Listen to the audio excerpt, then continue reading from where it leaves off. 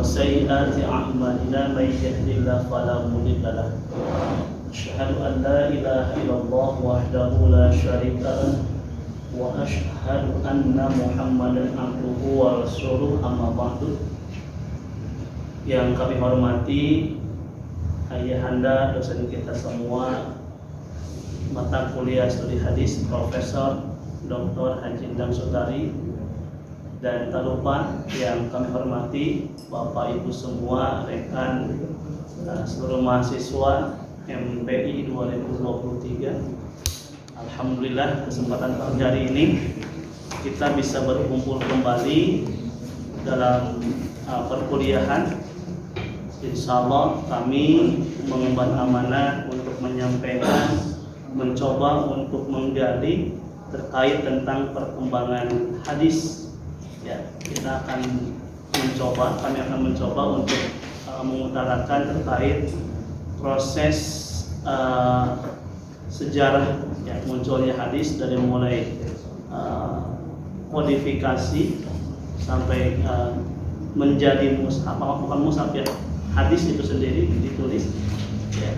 Oleh karena itu supaya kita mendapatkan rahmat, ilmu yang bermanfaat dan berkah, kita awali pembelajaran pagi hari ini dengan berdoa bersama-sama. Berdoa mulai.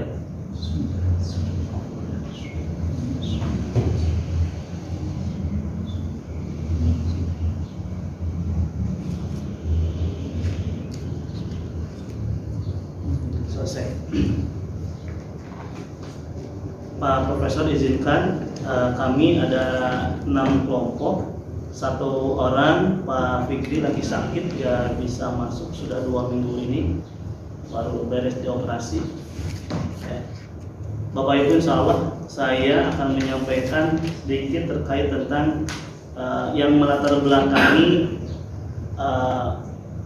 terkait tentang mengapa ada hadis ataupun tujuannya apa, fungsi hadis ini. Ini yang melatar belakangi epistemologi terkait tentang sejarah perkembangan hadis. Yang pertama, bahwa kita ketahui bahwa hadis itu adalah merupakan al-bayan ataupun sebagai penjelas dan bersifat merinci dari ayat-ayat Al-Quran yang perlu digali secara khusus ya. Kemudian sebagaimana dilihat di slide bahwa pada masa Rasulullah SAW tidak ada sumber hukum selain Al-Quran dan Al-Hadis. Al-Quran masih bersifat umum kecuali sebagian sesuai dengan usul. Sebagai hukum yang terdapat dalam hadis sama dengan yang ada dalam Al-Quran. Hadis menjelaskan yang mubham, merinci yang mujmal, ya. Menjelaskan yang mubham dari kata abhama yubhimu, ya, sesuatu hal yang belum jelas dalam ilmu hadis, sosok yang tidak disebutkan namanya baik dalam sanad ataupun matan, maka itu disebut mubham. Sehingga dalam salah satu hal yang melatar belakangi sejarah hadis ini itu diantaranya.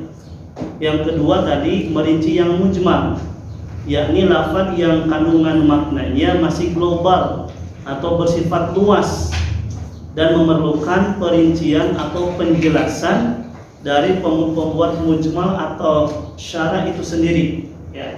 Jadi tadi yang disebut dengan al-mubyan artinya menjelaskan secara lebih rinci. Kemudian membatasi yang mutlak. Kemarin kita membahas ya dalam teori Al-Quran atau studi Al-Quran terkait tentang makna mutlak, itu yang bersifat global ya, yang bersifat umum begitu, tanpa adanya batasan. Maka dalam hadis pun juga sama. Ada beberapa redaksi atau banyak redaksi hadis itu yang bersifatnya umum. Maka perlu kita telaah atau telusuri, mengkhususkan yang umum ya, hadis yang menjelaskan hukum yang belum ada dalam Al-Quran. Hadis merupakan praktek yang nyata dari apa yang terdapat di dalam Al-Quran dan muncul dalam praktek yang berbeda-beda sesuai masing-masing yang menafsirkannya, ya. Karena Rasulullah SAW mempraktekkan dengan ya qaulun, fi'lun ataupun takrir, ya, baik ucapan, apa yang diamalkan dan apa yang diputuskan atau ditetapkan oleh Rasul. Selanjutnya, rumusan masalah. Yang pertama tadi di awal terkait tentang yang dibahas ini, pengertian sejarah pertumbuhan dan perkembangan hadis. Kemudian bagaimana sejarah pertumbuhan dan perkembangan hadis, bagaimana sejarah penulisan dan kodifikasi hadis. Keempat, faktor apa saja yang mempengaruhi kodifikasi hadis. Tujuan dari penulisan materi ini ataupun sejarah perkembangan hadis ini adalah untuk menjabarkan sejarah perkembangan hadis pra kodifikasi. Dua, untuk mendeskripsikan sejarah perkembangan hadis pra kodifikasi. Ketiga, untuk mendeskripsikan sejarah penulisan dan kodifikasi hadis. Pertama, menurut Kamus Besar Bahasa Indonesia, mendefinisikan tentang pertumbuhan itu awal kata dasarnya dari kata tumbuh, ya, dan bertambah besar. Perkembangan adalah berasal dari kata kembang, mekar, terbuka atau membentang, sehingga dikatakan perkembangan ialah bertambah dan meluas dengan sempurna. Sejarah dan perkembangan hadis pada setiap periode mengalami banyak perbedaan pendapat di kalangan ulama hadis. Bahkan dalam menentukan periodisasi pun para ulama berbeda pendapat. Yang pertama, Mustafa Azami membaginya dalam dua periode. Periode yang pertama yakni klasikal hadis literatur. Dua, the learning and transmitting of hadis. Kedua, menurut pendapat Muhammad Abdul Rauf membaginya dalam 5 periode. Satu, periode marhalah al-Sahifah. Kedua, marhalah al-Musannif. Tiga, marhalah al-Musnad, marhalah al-Sahih, dan terakhir marhalah at-Tahdiyah. Yang ketiga, menurut T. Muhammad Hasbi As-Siddiqi, ia membaginya ke dalam 7 periodisasi. Pertama, periode perkembangan hadis. Hadis pada masa Rasulullah SAW itu di masa 13 sebelum hijrah sampai 11 hijrah. Pada masanya Rasulullah, terbentuknya hadis berawal dari beliau mengajarkannya dengan berbagai macam cara. Yang pertama, caranya dengan tadarruj. Dua, tanwi wa at-taqriyah. Tiga, tatbiq al-amal. Keempat, mura'ah al-mustawiyat al-mukhalifah. Dan terakhir, taysir wa adam at-tashdid. Kedua, hadis pada masa sahabat itu periodenya dari mulai 11 sampai 40. Ada 2 jalan yang dilakukan para sahabat dalam meriwayatkan hadis, yaitu satu, periwayatan lafzi, meriwayatkan seperti yang disampaikan Rasulullah SAW. 2, periwayatan maknawi, karena keadaan darurat maka para penghafal hadis atau sahabat meriwayatkannya dengan kata yang berbeda namun memiliki makna yang sama. Untuk selanjutnya, hadis pada masa kodifikasi abad 11 Hijriah, karena kami memiliki rekan yang banyak, ada 4-5 orang. Untuk selanjutnya kami persilakan kepada Pak Aan. Waktu dan tempat kami persilakan. Bismillahirrahmanirrahim. Assalamualaikum warahmatullahi wabarakatuh. Yang terhormati Pak Profesor, yang alhamdulillah sudah ada di tengah-tengah kita, kemudian Bapak Ibu yang sudah hadir dalam kesempatan ini.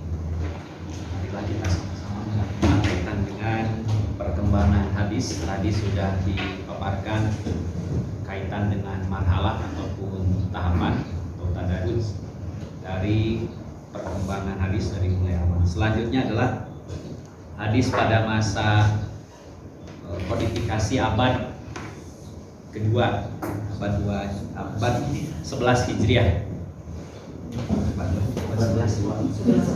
11 Hijriah.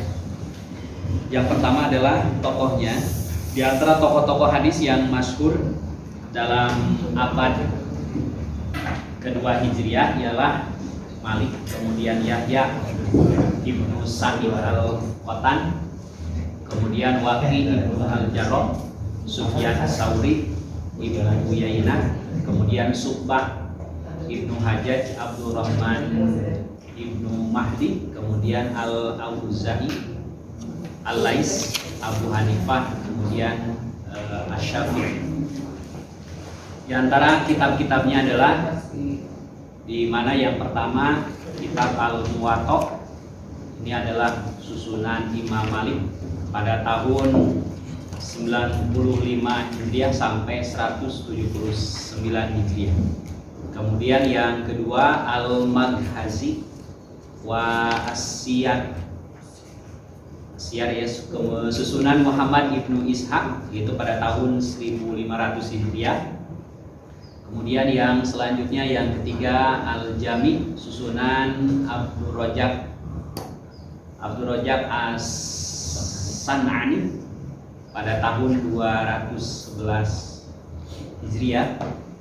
Kemudian Al-Musannaf, susunan Syu'bah Ibnu Hajjaj tahun 1600 Hijriah, 160 Hijriah. Kemudian Al-Musannaf, susunan Sufyan Ibnu Uyainah tahun 1980 Hijriah.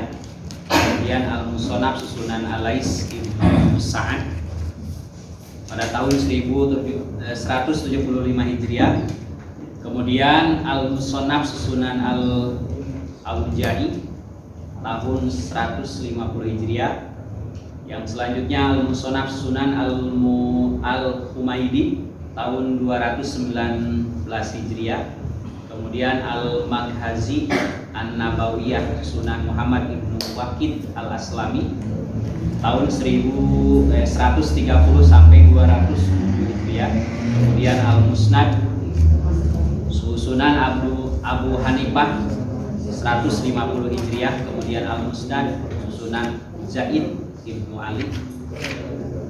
Kemudian Al-Musnad, susunan Imam Asy-Syafi'i pada tahun 204 Hijriah. Kemudian yang selanjutnya Al-Mukhtalif Al-Hadis, susunan Imam Asy-Syafi'i. Yang selanjutnya kedudukan di antara kitab-kitab abad kedua yang mendapat perhatian ulama secara umum adalah Al-Muwatta, itu susunan Imam Malik ya. Kemudian Al-Musnad dan Al-Mukhtalif Al-Hadis, susunan Imam Asy-Syafi'i, serta As-Sirah Nabawiyah atau Al-Maghazi wa As-Siyar, susunan Ibnu Ishaq. Kemudian kitab Al-Muwatta ini paling terkenal dan mendapat sambutan yang sangat besar dari ulama dan para ahli, di mana karena banyak yang membuat syarah atau penjelasan dan mukhtasar ringkasannya.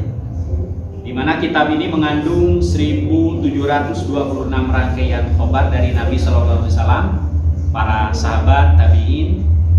Kemudian khobar yang musnad sejumlah 600, khobar yang musnad ya sejumlah 600, kemudian yang mursal sejumlah 228, yang mauquf sejumlah 613 dan yang maktub 285. Itulah mungkin kaitan dengan perkembangan hadis pada masa kodifikasi abad ke-11 Hijriah. Yang selanjutnya disilakan. Ya, terima kasih Pak An yang sudah menyampaikan terkait periodisasi hadis. Masih banyak Bapak Ibu, untuk selanjutnya akan disampaikan oleh Ibu Haji Yoyo. Oke, waktu untuk pertanyaan silakan.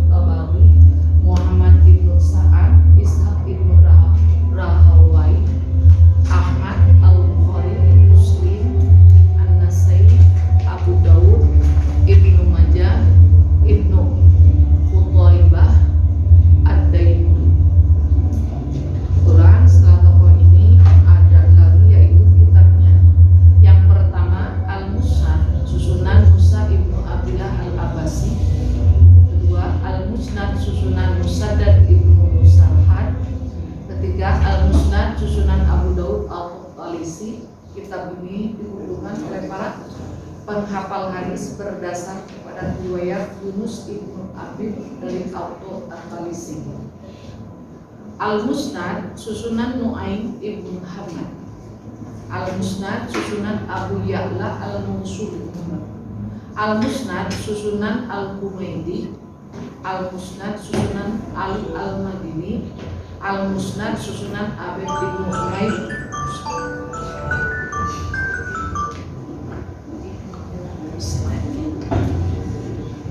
Al-Musnad susunan Ali Al-Madini. Al-Musnad susunan Abid ibnu Umair. Al-Musnad Al-Mu'allal susunan Al-Bazzar. Al-Musnad sunan Baqi ibnu Al-Ma'rad, yaitu tahun 201 sampai dengan 296 Hijriah. Musnad ini paling luas isinya daripada musnad-musnad yang lain. Al-Musnad susunan Ibnu Rawahi, yaitu tahun 2300 Hijriah. Langsung sini. Aja lagi. Satu lagi. Hadis pada masa kodifikasi. Kebetulan kalau kodifikasi itu tentang yaitu pencatatan dan pembukuan tentang hadis pada masa khalifah. Tokoh di antara ulama hadis yang terkenal dalam masa ini adalah Sulaiman bin Ahmad Al-Tabari, Abdul Hasan Ali bin Umar bin Ahmad Ad-Durrani, Abu Awanah Yaqub Al-Safarayani, Ibnu Huzaimah Muhammad bin Ishaq, Abu Bakar Ahmad bin Husain Ali Al-Baikaki, Majudin Al-Harani, Al-Saukani, Al-Munjiri, Al-Sidiki, Muhyiddin, Abi Zakaria Al-Nawawi. Jadi di sini banyak tokoh-tokoh dengan nama-nama yang mungkin banyak sekali. Nah, setelah itu baru ada lagi dalam masa kodifikasi ini, yaitu abad 4 sampai dengan 7 Hijriah ada kitab-kitabnya. Yang mana kitab-kitabnya yang pertama adalah kitab sarah.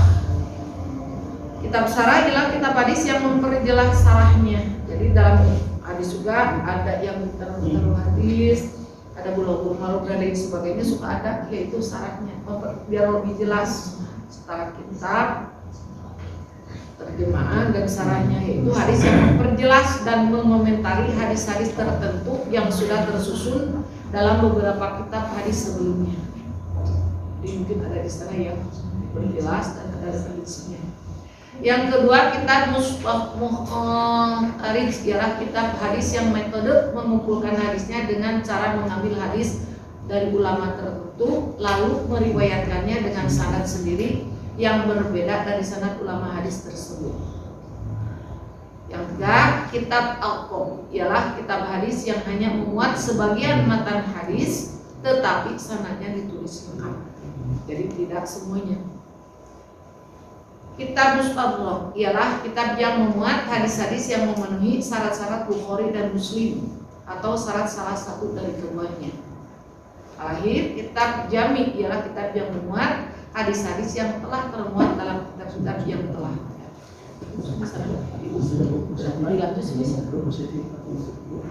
Untuk itu saya lanjutkan, yaitu kepada rekan saya Ibu Siti dari Magelang.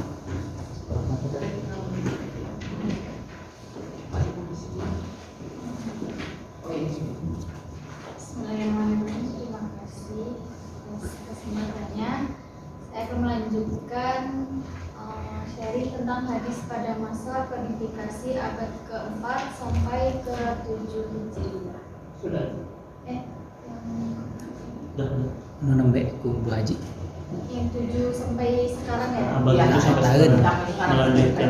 Abad ke-7 sampai sekarang. Nah, tokohnya ada banyak sekali, diantaranya ada Az-Zahabi mulai dari 748 Hijriah, ada tokoh juga yang sampai 806 Hijriah.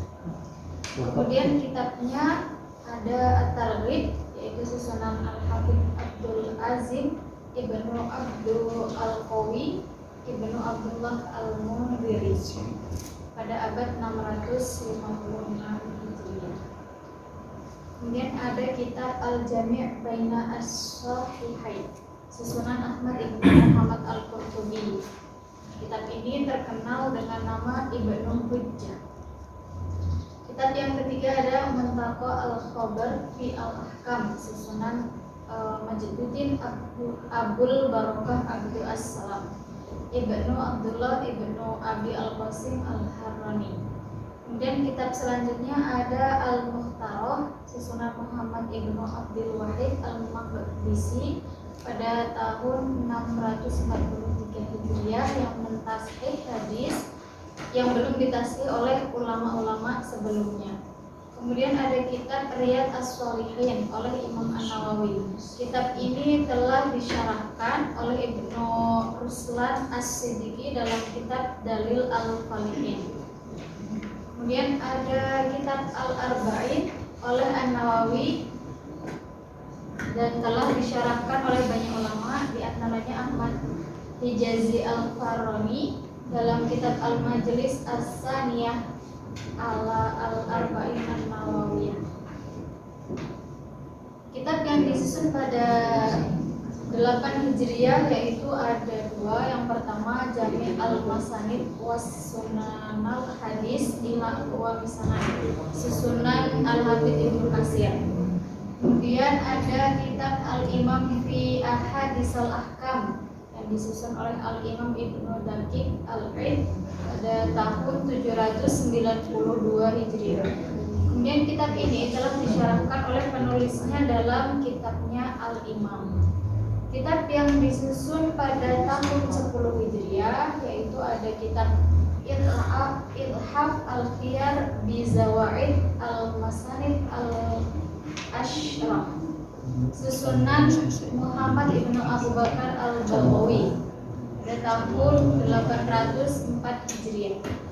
Yang kedua ada kitab Bulughul Maram, susunan Al-Hafidz Al-Asqalani. Di dalamnya dikumpulkan sejumlah 1400 hadis. Yang ketiga ada Majmu' Az-Zawaid wa Mamba' Al-Qawaid, susunan Al-Hafidz Abu Al-Hasan Ali Ibnu Abu Bakar Ibnu Sulaiman Asy-Syafi'i Al-Haytamai pada tahun 1303 Hijriah. Nah, di dalamnya dikumpulkan zawaid dari Musnad Ahmad, Abu Ya'la Al-Bazzar dan Mu'jam At-Tabarani. Terima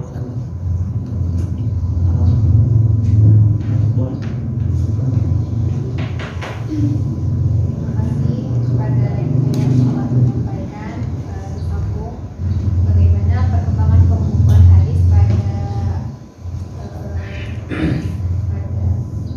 masa 4 sampai 6 Hijriah. Perkembangan pembukuan hadis pada abad 4 sampai 6 Hijriah ini diantaranya mu'jam, artinya menghimpun hadis yang diperoleh berdasarkan nama sahabat secara abjad seperti Al-Mu'jam Al-Mu'ir Sulaiman bin Ahmad Al-Tabrani. Terus kemudian Sahih, artinya metode pembukuannya itu mengikuti metode pembukuan hadis yang sahih ya.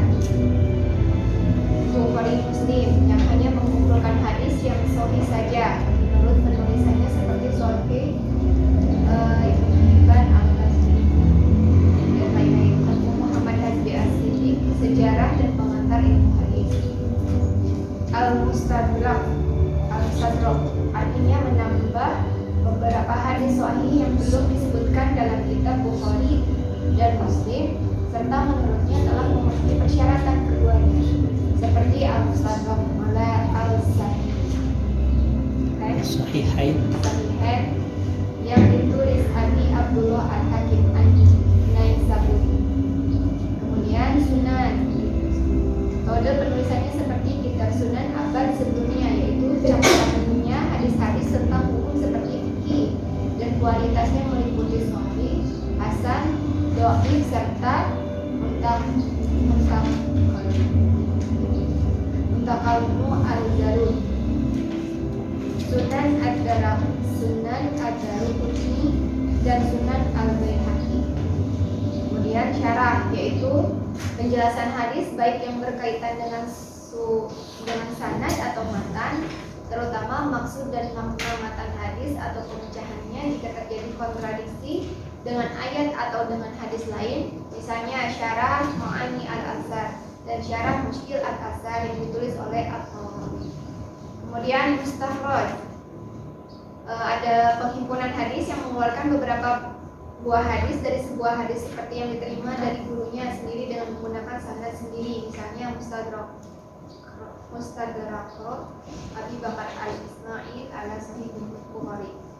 Kemudian al-jamu, gabungan dua atau beberapa buku hadis menjadi satu buku, al-jamu bain as-sahihain yang ditulis oleh Ismail bin Ahmad yang dikenal dengan Ibnu Al-Qurrat.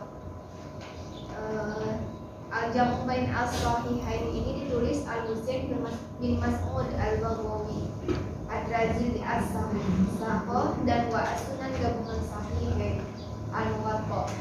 Dan kitab-kitab sunan selain Ibnu Majah ditulis oleh Ibnu Al-Hasan Wajib bin Muawiyah As-Siddiqi dan Jami' Al-Usul Al-Hadis Ar-Rasul yang ditulis oleh Ibnu Al-Aziz Al-Jazari, gabungan dari 6 kitab hadis. Kemudian perkembangan penulisan hadis. Al-Maudu'at yaitu menghimpun hadis yang maudhu saja ke dalam sebuah buku seperti Al-Maudu'at ditulis oleh Al-Asbahani, Al-Maudu'at ditulis oleh Ibnu Dawudi, dan Al-La'ali Al-Masmu'at fi Al-Hadis Al-Maudu'at oleh Jalaluddin As-Suyuti. Al-Ahkam yaitu menghimpun hadis yang tentang hukum saja seperti fikih, misalnya Al-Ahkam Al-Kubra ditulis oleh Ibnu Al-Qurrat, Umdah Al-Hakam oleh Al-Maqdisi dan Bulughul Maram oleh Al-Asqalani. Kemudian Al-Atraf artinya teknik pembukuan hadis dengan menyebutkan permulaan hadisnya saja, misalnya Atraf Al-Kutub As-Sifah ditulis oleh Al-Maqdis dikenal Ibnu Al-Kisrawi.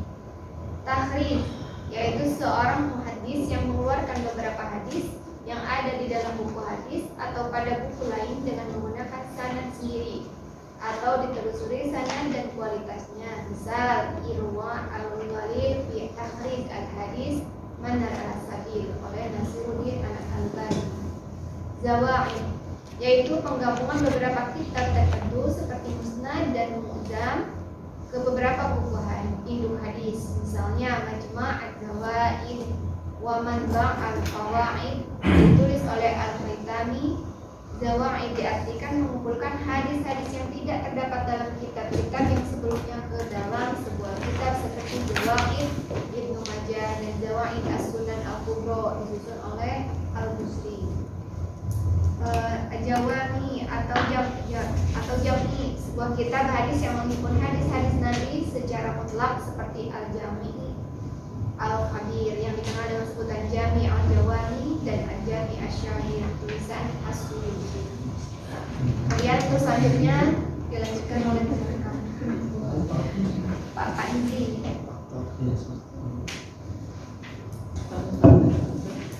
Bismillahirrahmanirrahim. Assalamualaikum warahmatullahi wabarakatuh. Waalaikumsalam warahmatullahi wabarakatuh. Berikutnya sebagai materi yang terakhir yaitu faktor-faktor yang mempengaruhi kodifikasi hadis. Faktor-faktor penyebab dilakukannya kodifikasi hadis dapat diklasifikasikan menjadi dua. Ada faktor internal dan eksternal hadis.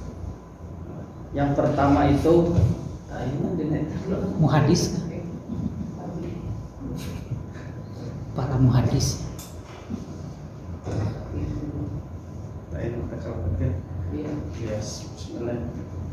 Ada dua, faktor internal dan faktor eksternal. Faktor internal yaitu pertama, pentingnya menjaga autentisitas dan eksistensi hadis serta petunjuk untuk keselamatan dalam menempuh kehidupan dunia dan akhirat. Itu yang pertama. Kedua, semangat untuk menjaga hadis sebagai salah satu warisan Nabi yang sangat berharga yakni Al-Quran dan hadis. Jika umat Islam berpegang pada keduanya, mereka tidak akan tersesat selama-lamanya. Ketiga, adanya kebolehan dan izin untuk menulis hadis pada saat itu. Keempat, para penghafal dan periwayatan hadis semakin berkurang karena meninggal dunia, baik disebabkan adanya peperangan maupun yang lainnya. Dan terakhir, kelima, rasa bangga dan puas ketika mampu menjaga hadis Nabi dengan menghafal dan kemudian meriwayatkannya. Itu beberapa faktor internal dalam faktor-faktor yang mempengaruhi kodifikasi hadis. Nah, selain dari faktor internal, ada faktor eksternal. Apa saja? Ada dua. Pertama, penyebaran Islam dan semakin meluasnya daerah kekuasaan Islam sehingga banyak periwayatan hadis yang tersebar ke berbagai daerah.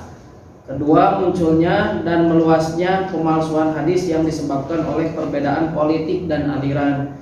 Jadi, dari beberapa faktor tersebut dapat disimpulkan bahwa adanya penulisan hadis karena kekhawatiran hilangnya hadis dan kemurnian hadis.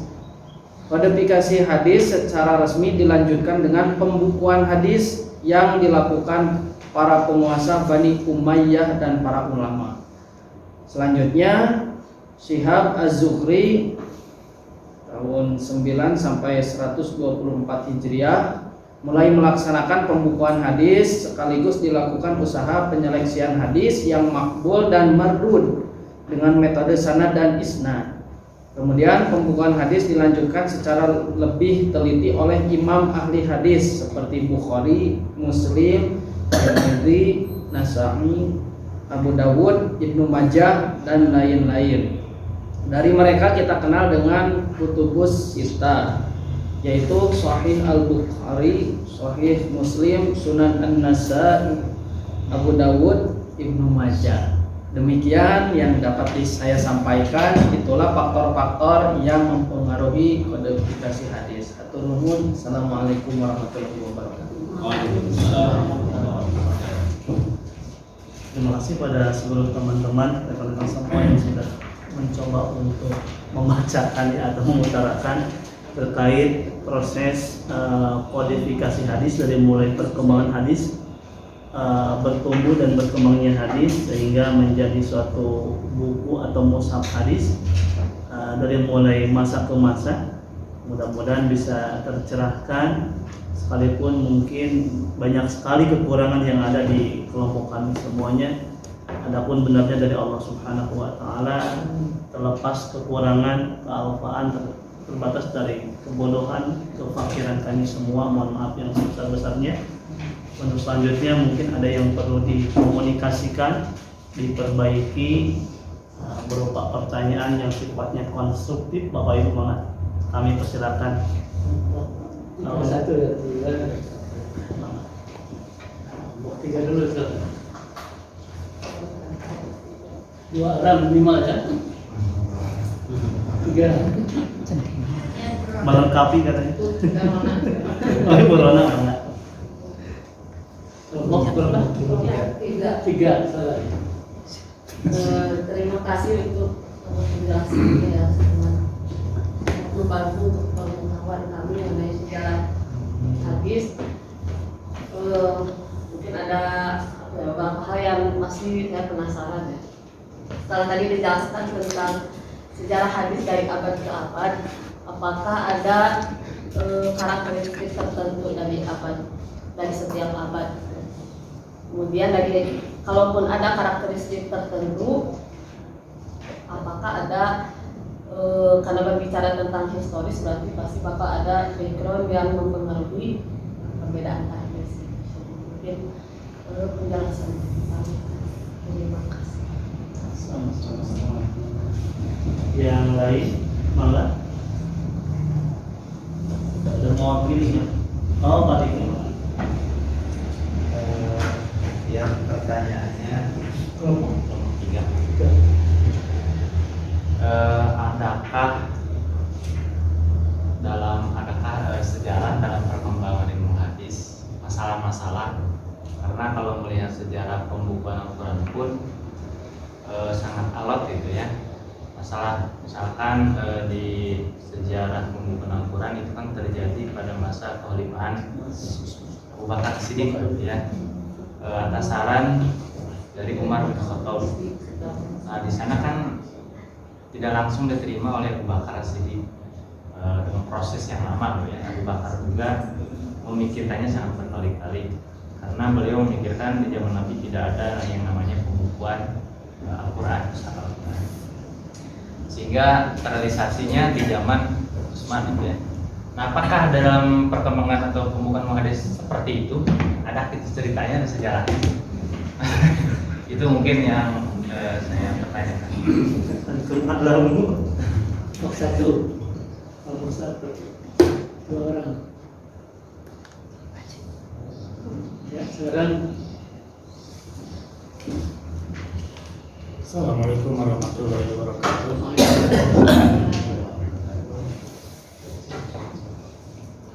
Ketika berbicara hadis yang tadi merupakan penjelasan dari yang mubham atau hukum yang sama yang memberikan sebuah batasan dari yang umum. Nah, kemudian yang menjadi pertanyaannya itu gimana kaitan korelasi Al-Quran dengan Al-Hadis dari sisi perkembangannya, dari sisi perkembangan. Kemudian yang kedua itu perbedaan pola tadwinnya, pembukuan atau pengumpulan antara Al-Quran dan Al-Hadis. Mungkin itu ya. Assalamualaikum warahmatullahi wabarakatuh. satu lagi, silakan. Kita orang lagi.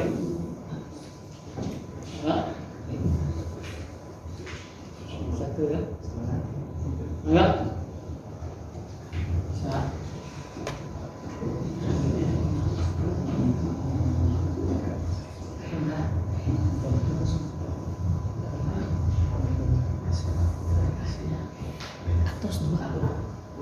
Enggak, baru tadi 1 orang, 2 orang. Yang ditanyakan korelasi perkembangan dan pola kan. Silakan. Ini Ya. perwakilan dari kelompok 1. Ya. Ya, yang pertanyaan kedua mungkin yang ditanyakan apa hikmah, mungkin hikmah lebih jelasnya di konkretnya terkait kita mempelajari tentang perkembangan hadis tersebut yang telah dipaparkan oleh kelompok 2. Jadi, lebih rinci mungkin dipaparkan hikmah yang kita mempelajari hikmah. Mungkin itu, terima kasih. Assalamualaikum. Waalaikumsalam. Akan diambil ya. Diskusikan jawabannya.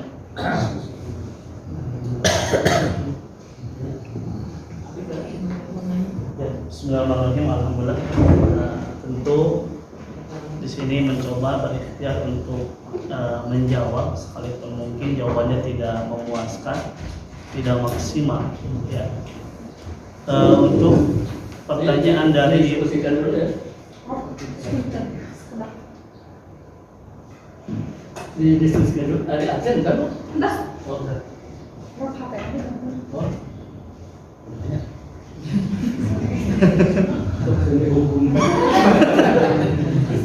Hukum.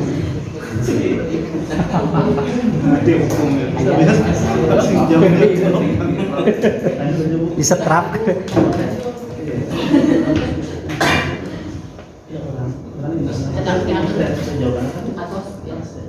Untuk Bu Rona, mangga silakan dari Bu Hadi Yoyo, silakan. Teteh itu tema spesialis hari bunga bukannya. Sebelum Bismillah ya. Spesialis sama dokter. Coba menjawab apa yang Teteh tanyakan tentang karakteristik dan historis dari perkembangan hadis dari zaman ke zaman, dari awal sampai dengan sekarang. Perkembangan hadis dalam sejarah Islam dapat dibagi dalam periode utama. Karakteristik tiap periode tersebut mencerminkan dinamika sosial dan historis pada saat ini. Beberapa periode kunci meliputi keutamaan yang pertama, tadikan sejarah perkembangan mulai dari Rasulullah SAW. Hadis disampaikan secara lisan dan dihafal oleh para sahabat. Ibaratnya udah di bulan Al-Ariyah karena para sahabat-sahabat umumnya. Jadi nonton seperti atau siapa Abu Hurairah yang pernah sih dari umur 9 tahun ya dari hadis. Kalau kita makan harus digali dan digali, harus dicerna, harus yang istilahnya teh dipahami baru kita mengerti dan bisa hafal. Yang kedua, prioritas diberikan pada penyebaran ajaran Islam secara lisan. Periode yang kedua yaitu periode Khulafaur Rasyidin, atau yaitu yang para sahabatnya. Yang pertama, pembukaan hadis dimulai untuk menghindari potensi kehilangan informasi. Jadi menurut ulah praktek dari palingan.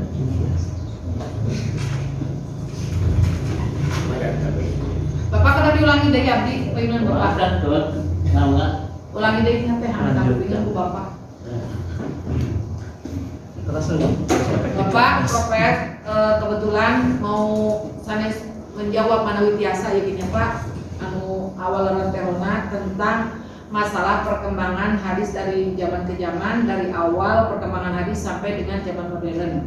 Yang pertama Bapak, periode Rasulullah SAW, hadis disampaikan secara lisan dan dihafal oleh para sahabat. Beda benten sareng nu zaman ayeuna ari sahabat mah kabul kan geus kaweras Pak. Yang kedua, prioritas diberikan pada penyebaran ajaran Islam yaitu secara lisan. Kalau secara lisan kan dari mulut ke mulut ya teh. Yang kedua, periode yaitu zaman sahabat Khulafaur Rasyidin. Yang pertama, pembukaan hadis dimulai untuk menghindari potensi kehilangan informasi. Jantan untuk kehilangan jadi informasi daripada sahabat ke sahabat yang lain dari A sampai Z-nya menyampaikan betul-betul disampaikan dengan yang sebenar-benarnya. Kedua, peningkatan perhatian terhadap ilmu hadis dan metode pengumpulannya. Karena kalau tidak dibukukan, takut nanti jantan hilang. Ketiga, periode tabi'in. Pada para tabi'in, generasi sesudah sahabat memainkan peran penting dalam mengumpulkan dan transmisi hadis, transmisi dan transfer ya. Dulu mah tidak ada kan yang namanya internet ya, tidak ada yang namanya HP. Yang kedua, munculnya kriteria ketat untuk menerima hadis. Jadi persaingan dengan ketat sehingga hadis tersebut betul-betul diterima sama orang-orang yang tepat. 4. Periode klasik, pengembangan ilmu hadis sebagai disiplin ilmu tersendiri. 2. Munculnya metode kritis untuk menguji keabsahan hadis. Hadisnya itu sahih atau ditolak ya, mardud atau makbul. Ustaz nolong. 5. Periode kritis, pengembangan metode ilmiah dan kritis untuk menilai riwayat hadis. Jadi detailnya berdasarkan dengan.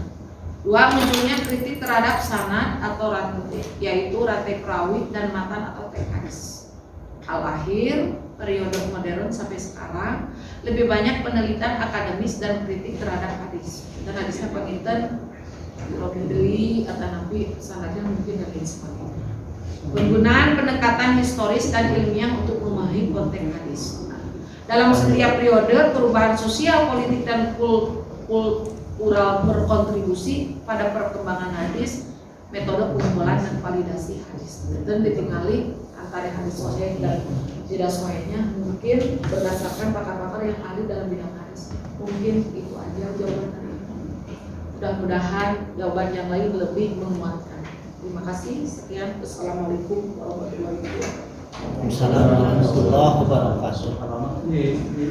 Dibalik ya. Begitu terinci, Feedback. ya, begitu terinci dari Bu Haji. Kira-kira Bu Rona gimana? Tadi apa? Background, yang background itu apa namanya? Yang mempengaruhi. Yang mempengaruhi ya background sosialnya kayak Aduh. kenapa muncul kitab-kitab kritik hadis itu, apakah ada alasannya dibalik itu, kenapa para ulama muncul ide gitu buat mengkritik hadis-hadis yang ada sebelumnya gitu. Maka ada apa di sana secara sosialnya gitu.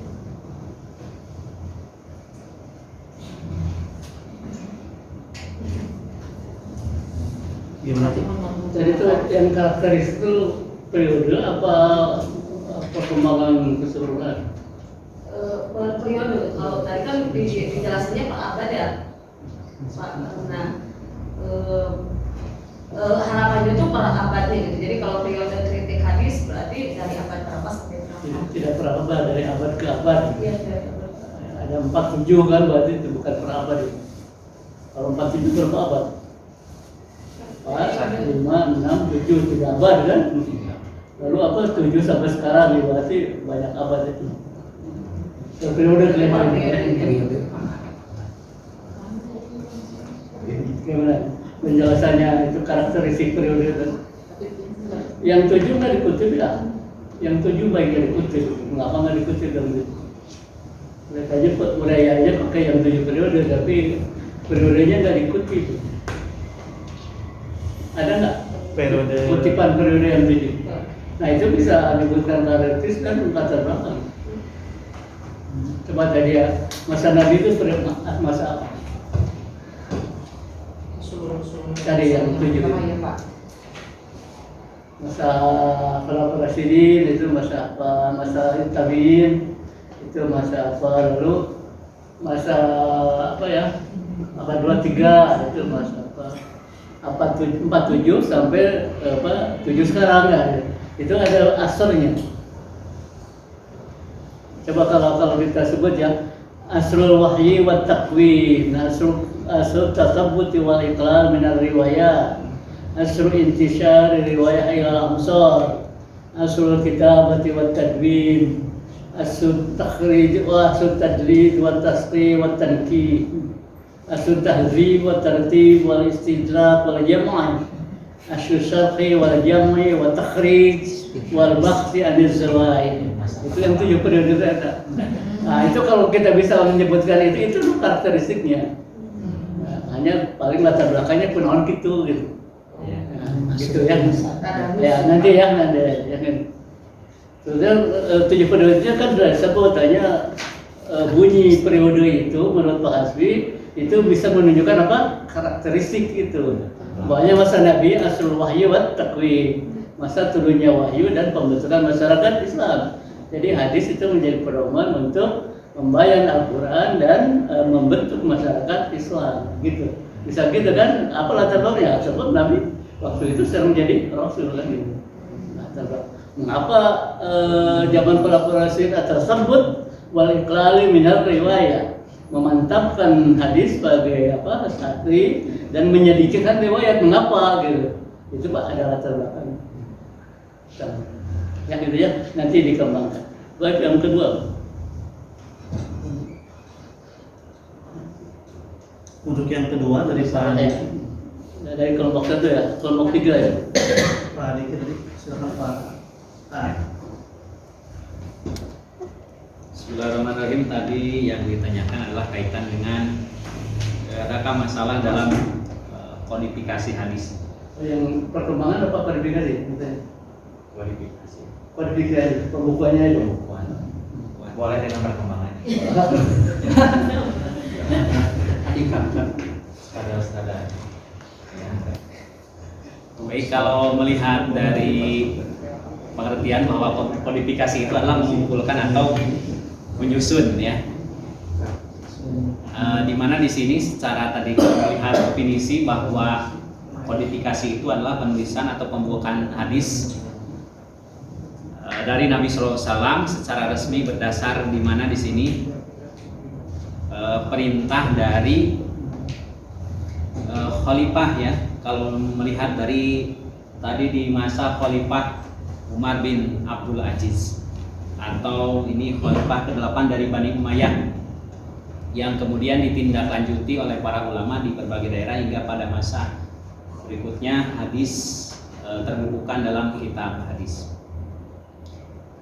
Di mana yang tentunya permasalahannya adalah banyak ya, supaya nantilah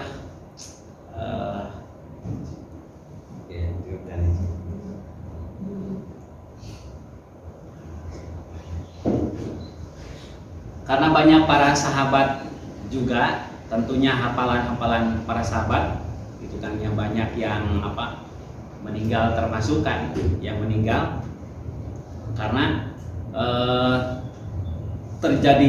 supaya tidak terjadinya permasalahan tersebut, maka Khalifah Umar bin Abdul Aziz ini memerintahkan supaya menyusun ataupun mengkodifikasi agar hadis-hadis itu adalah terjaga kemurniannya dari Nabi Muhammad SAW, baik yang berbentuk kaulan, fi'lan maupun takrir. Itu hanya sedikit lagi yang lain. Ya.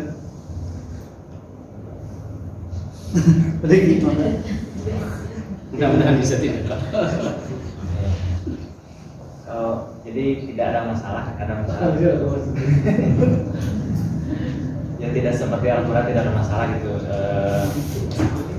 Karena ada pertentangan di antara sahabat gitu ya. Di perkembangan banyak masalah, lalu tadbir menjadi solusi. Tapi waktu tadbir pun banyak masalah. Tapi sampailah kita sekarang ini, gitu ya. Di perkembangan hadis itu tumbuh berkembang. Satu abad itu banyak masalah. Maka tadbir sebagai solusi, bukan gitu ya. Tapi waktu proses tadbir juga banyak masalah, tapi ditempuh oleh para ulama hadis sampai sekarang. Tapi karena Allah bertanggung jawab kan terhadap syariat, maka alhamdulillah kita menikmati hadis. Kita kebayang tuh. Nah makanya minggu depan harus ada problematika hadis. Puncak problematika apabila tadwin adalah pemalsuan hadis. Puncak problematika indah tadwin adalah ingkar sunnah. Problematika hadis pada tadwin adalah kritik oriental. Maka besok minggu depan dibahas itu kritik orientalis. Ya berarti menunggu minggu depan ya. Banyak masalah, setiap periode banyak masalah. Masa Nabi apa masalahnya, masa sahabat apa masalahnya, masa tabi'in apa masalahnya, masa waktu abad 2 ya, abad 2, abad 3 masalahnya apa, lalu jadi periode dari abad 4 sampai 7 gimana setelah habis di tabi'in masalahnya makin gencar ya, karena banyak kufar yang mengapa-apa. Nanti kita lihat. Lanjut. Selanjutnya soal dari Pak Haji Asep. Bismillah, para haji. Yang pertama tadi kaitan dengan korelasi antara Al-Quran dan hadis dari sisi perkembangan dan pola tadwin ya. Dan pola tadwin ya, pembukuan. Yang pertama, karena fungsi hadis itu adalah tadi sebagai bayan atau penjelasan, melengkapi atau menyempurnakan ya secara global ataupun rinci dari Al-Quran yang ada. Yang pertama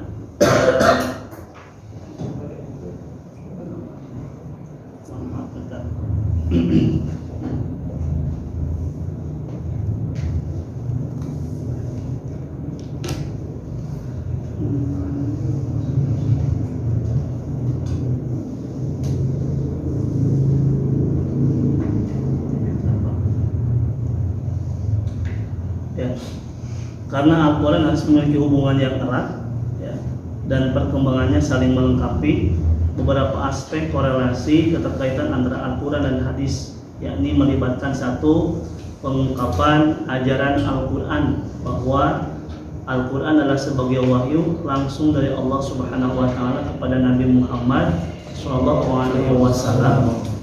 Sementara hadis merupakan perkataan, tindakan dan persetujuan beliau. Hadis yang berfungsi membantu menjelaskan dan menguraikan ajaran-ajaran Al-Quran yang mungkin perlu klarifikasi atau konteks tambahan. Yang kedua, penjelasan kontekstual. Hadis memberikan konteks historis atau sejarah dan sosial untuk memahami pelaksanaan pelaksanaan ajaran Al-Quran. Hal ini membantu umat Islam dalam menerapkan prinsip-prinsip Al-Quran dalam kehidupan sehari-hari. Yang ketiga, alasannya adalah atau korelasinya adalah konsistensi ajaran Al-Quran hadis bekerja sama untuk memastikan konsistensi ajaran Islam. Hadis yang sahih yang dikategorikan bisa menjadi hujjah tidak akan bertentangan dengan Al-Quran karena keabsahan validitas hadis sahih itu ya tentu tidak bertojaiyah atau bertolak belakang ya hadis sahih itu karena dijadikan sebagai hujjah, dan keduanya bersama-sama membentuk dasar hukum dan etika bagi umat Islam. Kaitan yang keempat, pemahaman ajaran. Hadis membantu memperdalam pemahaman terhadap ajaran-ajaran Al-Quran. Contohnya, Al-Quran mungkin memberikan panduan umum, sementara hadis memberikan contoh konkret tentang cara Nabi mengimplementasikannya. Alasan korelasi yang kelima, perkembangan hukum Islam. Hadis berperan dalam pengembangan hukum Islam, khususnya fikih, dengan memberikan panduan tambahan dan penjelasan terhadap hukum-hukum yang tidak dijelaskan secara rinci dalam Al-Quran. Itu Pak Haji untuk kaitannya dengan korelasi antara Al-Quran dan hadis. Sementara tadi pola tadwin atau pembukuan ya beberapa alasan yang mendasar, yakni yang pertama pola pembukuan hadis, yakni melibatkan tahapan-tahapan tertentu. Pertama, sanad atau riwayat, menyertakan rantai narator ya yang mentransmisikan hadis dari generasi ke generasi, memastikan kredibilitas perjalanan hadis tersebut dari awal hingga akhir, dari hulu ke hilir. Yang kedua, matan atau teks ya, merinci teks hadis itu sendiri, termasuk kata-kata dan pernyataan yang diatributkan kepada Nabi Muhammad SAW atau tokoh-tokoh lainnya. 3. Klasifikasi kredibilitas ilmiah ya, menganalisis kredibilitas setiap narator dalam sanad hadis, memisahkan hadis menjadi sahih atau sah, dhaif atau lemah, hasan atau baik, atau maudhu ataupun palsu. Yang keempat, hubungan dengan Al-Quran ya. Hubungan dengan Al-Quran di sini memeriksa kesesuaian ya, keterkaitan antara hadis dengan Al-Quran ya, penyalahgunaan hadis yang tidak benar ya. 5. Yang kelima, kedalaman iman, menelusuri sejarah hadis dapat membantu memperdalam keyakinan dan keimanan seseorang melalui pemahaman yang lebih mendalam terhadap ajaran agama. Keenam, ya, yang melatar belakangi dari tadwin, pola pembukuan, yakni yang keenam adalah konteks budaya, menyelidiki pembukuan hadis, juga membuka wawasan terhadap konteks budaya dan sejarah di mana hadis-hadis itu muncul. Dan terakhir, alasan yang terakhir, menjaga kesucian ajaran, memahami bagaimana hadis disusun membantu menjaga kesucian ajaran Islam dari penyimpangan atau pemalsuan. Itu mungkin Haji. Wallahu a'lam bishawab. Silakan, ada yang mencoba untuk menyangga atau untuk menambahkan, menyempurnakan. Gimana Pak Diki? Ya. Pak Jasir. Itu kan yang menjadi ininya Pak alasan.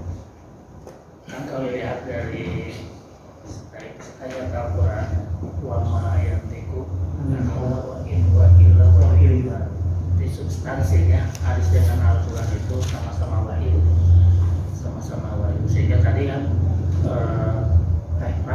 pada akhirnya dua-duanya ditadwinnya ya dibukukan ya, sesuai dengan perkembangan. Terus sekarang yang menjadi ini ya, tadi korelasinya begitu erat ya, karena memang satu paket. Tapi itu yang menjadi ininya benang merahnya gitu ya, antara dalam proses tadwinnya itu gitu ya. Apakah ada karakteristik khusus gitu kan antara tadwin kaitan Al-Quran dengan hadis gitu ya. Ya baik, Bismillah ini mencoba untuk menyempurnakan ya Pak, sekalipun mungkin Pak Haji lebih tahu mudah-mudahan dengan pertanyaan tadi. Jadi yang menjadi benang merah mengapa ada proses tadwin ditinjau dari, apalagi Pak saya sampaikan bahwa ada salah satu karakteristik hadis itu sahih ya, seperti ada ayat yang menjelaskan kata Pak Haji, wa ma yantiqu 'anil hawa in huwa illa wahyu yuha. Dua-duanya bahwa Al-Quran mutlak ya, qat'i kebenarannya, kemudian disempurnakan, diperjelas dengan hadis. Kedua-duanya adalah bagian dari wahyu dari Allah. Lalu bagaimana benang merahnya sehingga bisa ada proses pembukuan hadis, gitu kan? Atau tadwin hadis tadi itu. Nah, itu ya korelasi itu mungkin bandingkan atau bedakan, itu maksudnya tuh. Korelasi bukan korelasi, bandingkan sejarah hadis, sejarah Quran dan sejarah hadis. Lalu apa pola pembukaan Quran dengan pola pembukaan hadis, mungkin gitu Pak. Jadi tidak korelasi dalam arti teori ya, nggak usah ke kualitas hadis, nggak usah ke tasrif. Sebab tadi kan banyaknya tasrif. Jadi ini kita bicara sejarah. Jadi gimana turunnya Quran, apa bedanya dengan turunnya hadis? Gimana pembukuan Quran, bedanya dengan pembukuan hadis? Apakah ada polanya, pola pembukaan Quran dengan pola pembukuan hadis? Mungkin itu aja. Kalau tadi yang dibahas Pak, secara tidak langsung sudah diutarakan oleh Pak Hani. Enggak, yang ditanyakan dulu, bandingkan aja. Jadi tadi kan tasrih sama tasqih ya, bukan itu. Korelasinya bukan dalam arti teoretik dan bukan dalam arti tasrih. Tapi ini kan kita bicara sejarah. Ada korelasi. Ya. Jadi itu Ya. Kan sama-sama wahyu, gimana? Apa bedanya sejarah hadis dengan sejarah Quran? Kan itu ya. Sejarah sebenarnya bagaimana turunnya, gimana membukukannya kan gitu. Secara mudah gimana? Yang saya pahami dari soal Pak Haji Asep itu sudah terjawab oleh Bapak atau Pak Diki tadi bahwa ya, tinggal isinya aja. Betul. Mengapa hadis ini dibukukan? Karena tadi Pak menyampaikan ada beberapa dikhawatirkan setelah masa Rasulullah wafat itu muncul khobar-khobar yang kurang kuat ya, info-info yang kurang kuat, pemalsuan khobar atau hadis sedikit, tadi ada hadis dhaif dan sebagainya. Kalau di masa proses pembukuan Al-Quran tadi Pak Diki menyampaikan dari masa Khalifah Abu Bakar sampai Utsman bin Affan ya. Nah saya menyampaikan tadi di awal bahwa mengapa ini hadis ini perlu dibukukan atau disusun, karena memang ini sebagai bentuk menjaga otensitas ya wahyu itu sendiri ya, keabsahan tentang wahyu sendiri, baik itu Al-Quran ataupun hadis ya, bahwa tadi disampaikan ada beberapa alasan. Tadi hadis itu merinci yang mujmal, kemudian membatasi yang mutlak, kemudian karena mubhamannya ada hadis itu sendiri, kemudian mengkhususkan redaksi atau lafaz yang umum ya, atau menjelaskan hukum yang belum ada dalam Al-Quran, sehingga hadis dijadikan sebagai penjelas ya. Itu mungkin sesederhana mungkin Pak yang bisa saya utarakan ya.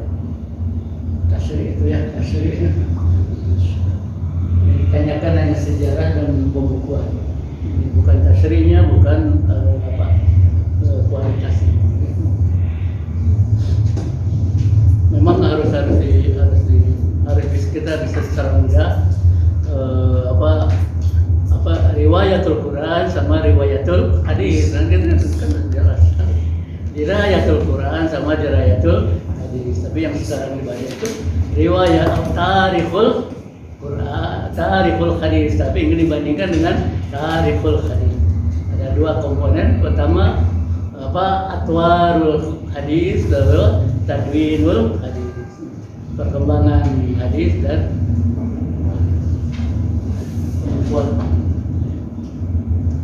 jadi tidak masuk ke teori ya nih, betul-betul bagaimana perkembangan hadis sejak Nabi Burun sampai jadi buku gitu, sampai jadi buku kitab hadis.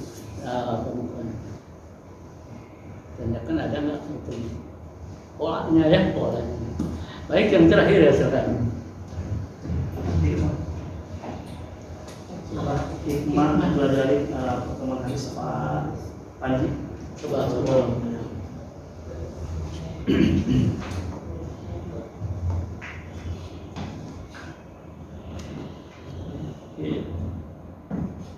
Bismillahirrahmanirrahim.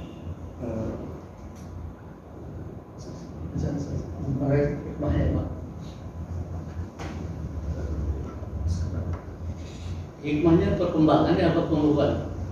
Perkembangan.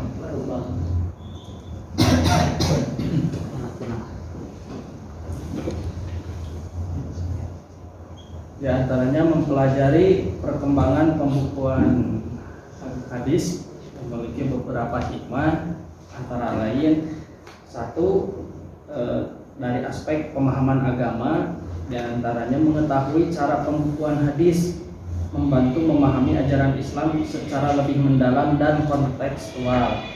Kedua, berpikir kritis, memahami masalah-masalah pembukuan hadis serta melatih keterampilan berpikir kritis dalam menilai keandalan sumber-sumber keagamaan.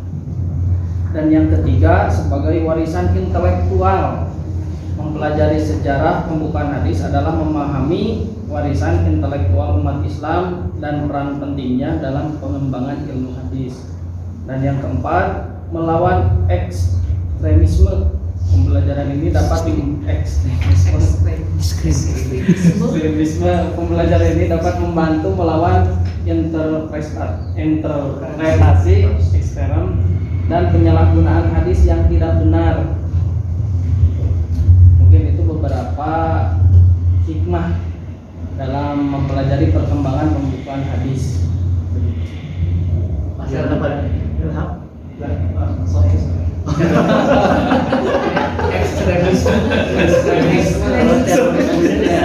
Terorisme dia.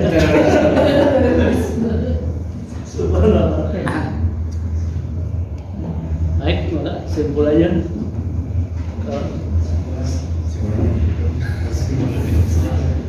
Mau kesimpulannya. ekstremisme, terorisme.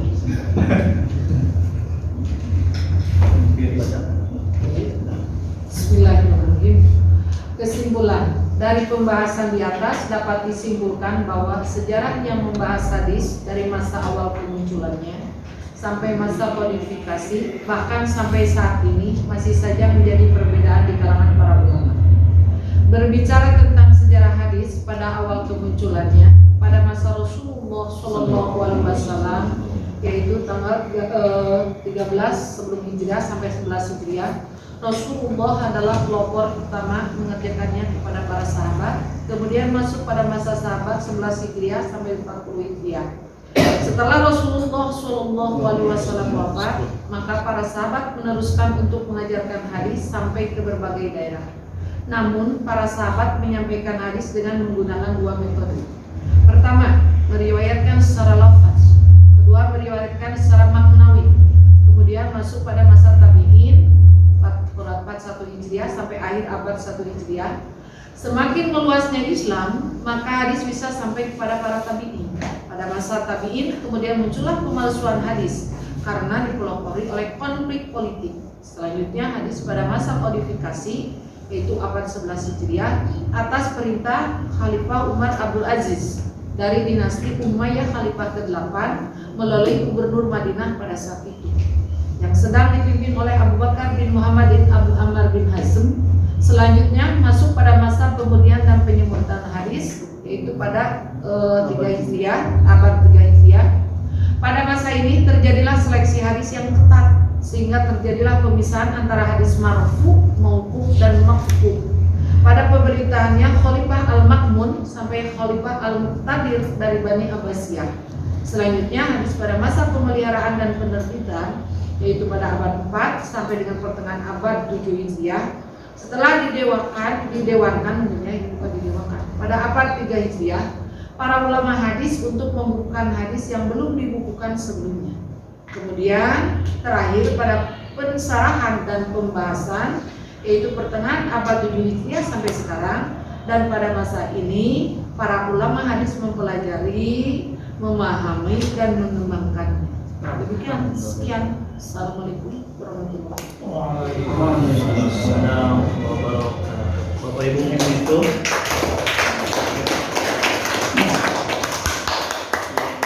kami sampaikan, mohon maaf yang sebesar-besarnya.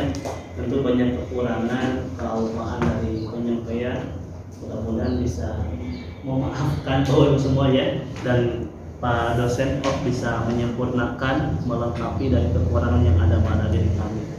Ditutup dengan doa, Alhamdulillahirabbil alamin, subhanaka Allahumma wa bihamdika, asyhadu an la ilaha illa anta, astaghfiruka wa atubu ilaik. Assalamualaikum warahmatullahi wabarakatuh. Waalaikumsalam warahmatullahi wabarakatuh. Baik, alhamdulillah ya. Tarikhul hadis atau sejarah hadis apa? At-tadwir wa tadwir ya, at-tadwir. Kalau at-tadwir itu pengembangan. Tapi kalau perkembangan itu atwarul hadis. Perkembangan hadis itu historis. Tapi kalau semangat mengembangkan hadisnya itu tadwirul hadis. Saya menggunakan tadwir, ya. Artinya bahwa semangat sejarah hadis itu untuk mengembangkan, bukan hanya untuk menerima saja bagaimana yang terjadi. Tapi ciri besaran dalam atwarul hadis itu adalah tadwinul hadis, pembukuan hadis. Baik itu. Baik, sebetulnya kalau secara konten apa yang disimpulkan itu sebetulnya sejarah hadis itu 7 periode ya, periode Nabi sampai kepada periode yang ke-7. Akhirnya hanya belum diarabkan aja itu. Kegiatannya juga secara amaudui itu begitu. Baik. Kita lihat sebagai pengantar tarikhul hadis atau sejarah hadis atau perkembangan hadis. Sejarah hadis itu masa hadis, masa yang dilalui oleh hadis sejak urutnya dari Nabi berupa perkataan, perbuatan, takrir dan berbagai-bagai yang diterima oleh sahabat, terus kemudian berkembang dari waktu ke waktu itu sesuai dengan sikap, perilaku dan aktivitas ya, baik intern ahli hadis, intern muslim, begitu juga eksternnya. Nah itu bisa positif, konstruktif, bisa destruktif ya, problematik. Itu yang disebut sejarah. Jadi sejarah di sini histori ya, tarikh itu sama dengan sama dengan pengertian sejarah dalam arti umum. Sejarah kan merupakan logika, merupakan ilmu sejarah. Apa itu sejarah itu? Jadi masa yang dilalui oleh sesuatu. Apa sekarang hadis? Sejarah hadis ya sejarah yang dilalui oleh hadis. Kapan hadis lahirnya? Ya, waktu Nabi bersabda awal ya itulah awalnya. Ya kapan? Ya sampai kapanpun itu pasti akan diterima oleh siapapun. Kemudian disikapi, ada orang yang berbuat yang positif, ada orang yang berbuat negatif. Makanya jadi ada yang konstruktif dan ada yang problematik. Itu arti sejarah. Nah, sekarang apa pentingnya sejarah? Ya? Apa pentingnya sejarah? Apa urgensi studi sejarah ini? Yang pertama, studi apapun itu mesti inklusif sejarah. Itu pertama. Kita belajar hadis ya, maka sejarah mesti misalnya. Saya katakan kemarin filsafat, ilmu dan sejarah itu tiga aspek yang tidak boleh lepas. Belajar apapun. Sekarang kita belajar hadis, yang mesti apa? Filsafat hadis itu apa? Ulumul hadis itu apa? Sejarah hadis itu apa? Nggak bisa. pendidikan Islam, apa filsafat pendidikan Islam, apa ilmu pendidikan Islam, apa sejarah pendidikan Islam. Tanpa tiga ini, ya pertama urgensinya ya atau penting yang nanti menjadi hikmah ya, sebab belajar apapun mesti inklusif sejarah. Satu. Yang kedua, apabila kita belajar ilmu hadis, ya, filsafat hadis dan ilmu hadis, itu salah satu aspeknya adalah riwayatul hadis. Riwayat itu hakikatnya adalah sejarah, penerimaan, pemeliharaan dan penyampaian hadis. Itu berarti apa? Histori ya, sejarah gitu. Nah itu. Jadi mengapa harus belajar sejarah? Sebab sebetulnya ilmu hadis yang awal itu riwayatul hadis itu sebetulnya apa? Sejarah. Penerimaan, pemeliharaan dan penyampaian hadis. Itu yang kedua, ya, potensi yang kedua. Yang ketiga, pada waktu kita belajar teori hadis yaitu dirayatul hadis, itu pendekatan yang utamanya itu adalah isnad. Yang pelacakan hadis. Siapa rawinya, siapa rawi, terus bagaimana proses penyampaian yang pertama. Nah, itu juga adalah pendekatan sejarah. Jadi urgensi atau pentingnya sejarah hadis oleh karena tadi tiga yang pertama sejarah niscaya untuk belajar apapun, ahli apapun. Yang kedua ilmu hadis yang pokok satunya adalah riwayat, dia hakikatnya adalah sejarah. Yang ketiga ilmu hadis yang kedua adalah diroyah menggunakan pendekatan isnad, yaitu pendekatan sejarah. Apa artinya? Melacak siapa rawi yang menyampaikan, sumber beritanya siapa. Bahkan gitu ya, gitu. Jadi yang kedua. Ini nanti ditambah ya, kalau belum ada itu ditambah ya. Yang lain-lain yang tasri yang ini sebaiknya nggak usah. Tasri mah kemarin udah tamat lah. Tasrinya udah tamat, mustalahnya sudah UTS, sekarang mau sejarah. Baik, itu yang kedua. Sekarang objek kajiannya ya, objek kajian apa yang dipelajarinya gitu supaya jelas. Kalau sejarah itu yang dipelajari itu apa? Ada dua ya. Pertama orang, yang dipelajari itu orang, tokoh, key person. Ya. Jadi kalau kita belajar apapun ya tentang sejarah tentang apapun itu pasti orang yang dipelajari. Pendekatan fenomenologi, antropologi. Jadi kalau kita belajar sejarah Islam, Nabi ya, pesan Nabi, kemudian Khulafaur Rasyidin. Khulafaur Rasyidin gimana baginya? Membaginya apa? Sejarah apa? Sejarah Abu Bakar, Umar, Utsman, Ali ya. Lalu setelah itu apa? Bani Umayyah kan? Bani Umayyah siapa? Khalifah siapa? Lalu Bani Abbasiyah. Nah, orang-orang seperti itu ya. Jadi objek kajian itu adalah orang, key person. Gak pernah tukang becanya, tukang gurunya itu nggak pernah pelajari. Indonesia itu siapa? Setelah merdeka, zaman merdeka itu apa? Periode merdeka apa? Soeharto kan gitu ya. Nah, itu. Jadi kalau belajar hadis pun siapa itu tokoh-tokoh hadis, siapa ada rijalul hadis, ada rubah, kemudian ada mudawi. Yang dipelajarinya nggak pernah pelajari apapun nggak jarang. Pelajarinya siapa para rawi zaman Nabi, siapa para rawi zaman sahabat, siapa mudawi pada abad ke-1 atau abad ke-2. Ambil ya. Jadi satu objek kajiannya adalah orang. Jadi rijalul hadis. Nah, yang kedua adalah masa yang dilalui berupa periode dengan karakteristik tertentu gitu. Nah, maka tadi ditanyakan sebetulnya sebab objek kajian yang kedua itu siapapun gitu. Filsafat umpamanya zaman siapa? Kan disebut karakteristiknya. Sekarang itu tadi jadi karakteristik tertentu sesuai dengan periode yang ditentukan, yang diambil gitu. Gitu ya gitu. Jadi itu dua yang dipelajari itu. Nggak ada yang lain lagi hanya orangnya, lalu bagaimana periodenya dengan karakteristik tertentu. Boleh mungkin latar belakangnya juga bisa. Nah, sekarang bahkan lalu muncul periodisasi sejarah. Sejarah hadis itu tadi ada yang dua ya. Yang dua dari siapa tuh? Yang dua dari siapa? Yang dua itu dari siapa? Ini kelompok ini yang dua itu dari siapa? Sejarah apa dan apa? Itu di makalah yang kedua, yang dua itu dari siapa? Yang kalau dua itu apa dan apa? Ada tadi disebutkan yang pakai bahasa Inggris. Apa? Kalau saya ambilnya yang 3, 5 dan 7. 3, 5 dan kalau yang 2 masa apa dan apa saya nggak tahu. Ya, bahkan tadi bahasa Inggris siapa yang bikin periode itu? Kalau yang 3 itu Al-Jaz Al-Khatib dalam bukunya As-Sunnah Qabla Tadwin. Jadi itu ada masa Qabla Tadwin, Inda Tadwin dan Ba'da Tadwin. Itu Al-Jaz Al-Khatib. Yaitu tapi tadwin dalam arti tadwinan rasmiyah, ya. Tadwin resmi itu tahun 101 Hijrah atas perintah Khalifah Umar bin Abdul Aziz. Jadi sebelum 100 itu disebut Qabla Tadwin. Qabla Tadwin sebelum kodifikasi hadis rasmiyah. Nah, lalu sekarang Inda Tadwin itu kalau ada yang mengatakan abad 2 sampai abad ke-3, ada yang mengatakan abad 2 sampai abad ke-5. Gitu. Tapi kalau ba'da tadwin setelah abad ke-3 atau setelah abad ke-5. Nah, itu yang 3 periode. Nah, sekarang yang 5 periode itu al-khuli ya, al-khuli. Tadi mengatakan silakan mungkin kalau diambil. Tapi kalau ada bukunya, karena ada bukunya itu al-khuli yang 5 periode.